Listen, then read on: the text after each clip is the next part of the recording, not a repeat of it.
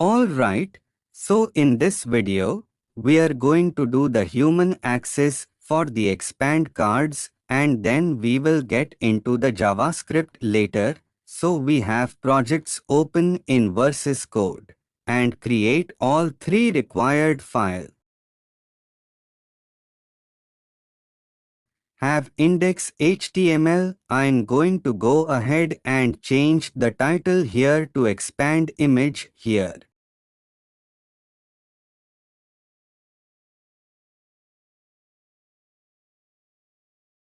And create a CSS link for further use.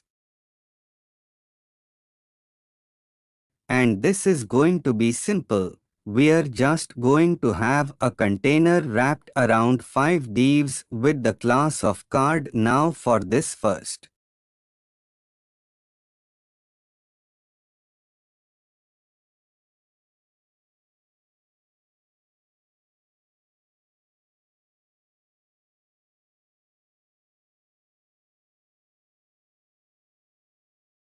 After that, the background picture will have an inline style, so if you wish, modify that. So let's set the background image and insert a link to an image in single quotes. I will simply copy a URL from the pixel image and insert it here in between the quotes. I will just see the content, which is the H3 with the backdrop image behind it. If I save it, but it will only take up as much space as the content does right now. I will thus move right under this, still inside the container. For the other 4 panel divs. Now just copy and paste div 4 more time. And change image URL and name under H3 tag.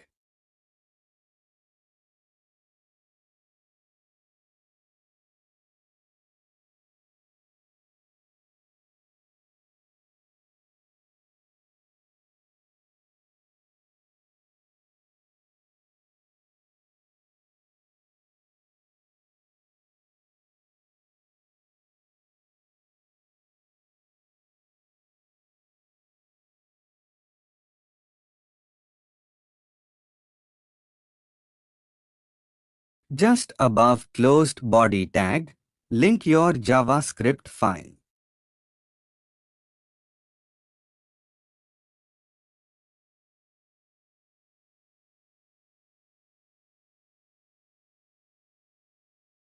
And change the name in H3 tag. So, here our HTML is completed.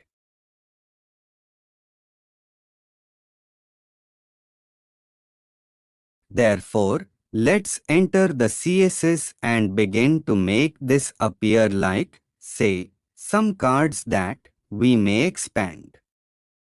CSS and it defines a flexible layout for the elements in the body of an HTML document.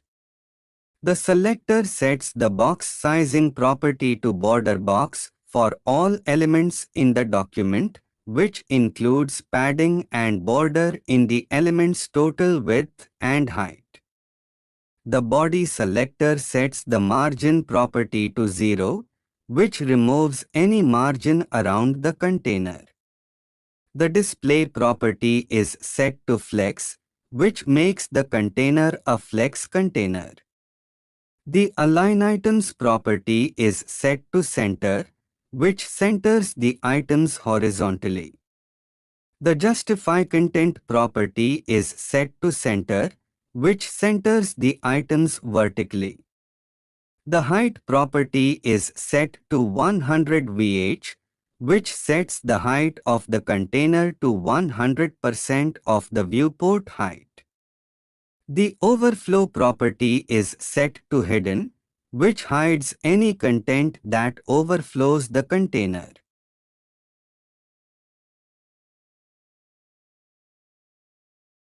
The dot container selector sets the display property to flex, which makes it a flex container. The background color property sets the background color of the container to light gray. The width property is set to 100 VW, which sets the width of the container to 100% of the viewport width. The dot card selector sets various properties for each card element inside dot container. The background size property is set to cover, which scales the background image to cover the entire element. The background position property is set to center, which centers the background image horizontally and vertically. The height property is set to 90% of viewport height, 90 VH. The border top left radius and border bottom right radius properties are used to create a rounded corner effect on opposite corners of each card element. The color property sets the text color of each card element to white. The cursor property changes the mouse cursor when hovering over each card element. The flex property specifies how much space each card element should take up relative to other elements in dot container. The value of 0.5 means that each card element should take up half as much space as other elements in. The margin between each card element is set to 5 pixels on all sides using the shorthand notation margin 5px. Finally, the WebKit transition property specifies that all CSS properties should transition over a duration of 500 milliseconds with an ease-in timing function when they change. We will have a class of card and an additional class of active, as it is how we choose exactly which card will be extended. It will have an active class, and whatever the h3 as is going to be inside the div, this one will be expanded. Card.active selector sets the flex property to 5, which means that the element with this class will take up 5 times as much space as other elements in dot container. This will cause the element to expand and take up more space when it has the active class.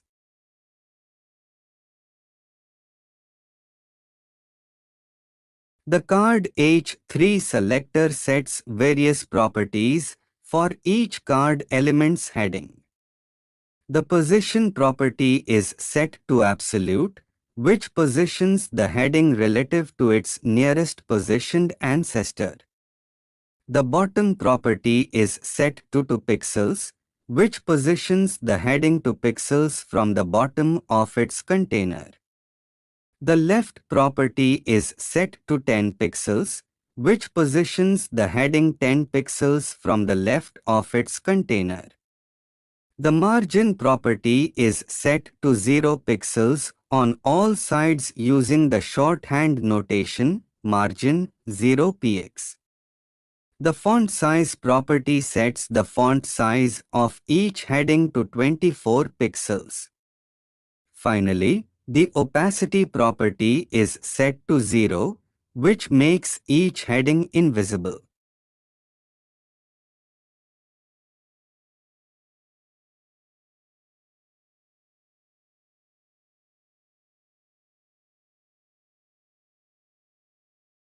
The card active H3 selector sets various properties for each card element's heading when it has an active class.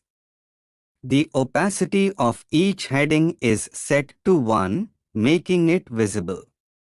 A transition effect is applied using CSS transitions with a duration of 0.5 seconds and an ease-in timing function starting after a delay of 0.4 seconds.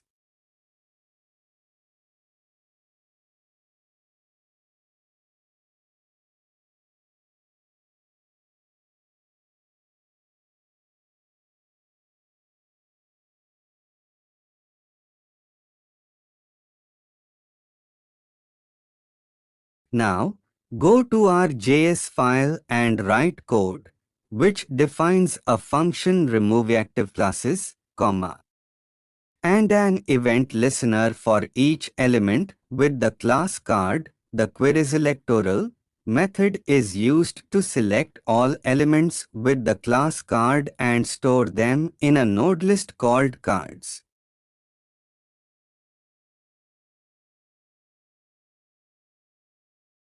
The forEach method is then used to loop through each element in the cards node list and add an event listener to each element.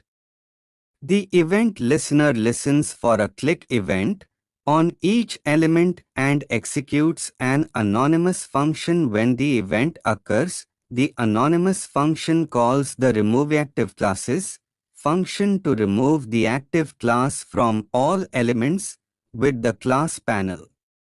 It then adds the active class to the clicked element using the classList.add method.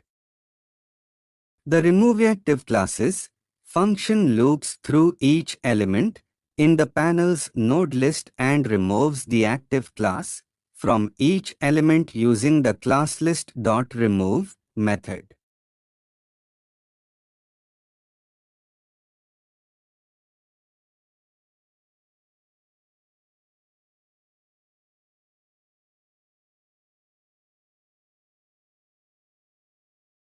For source code, click the link below in the description. Thank you for watching the video. I hope you enjoyed.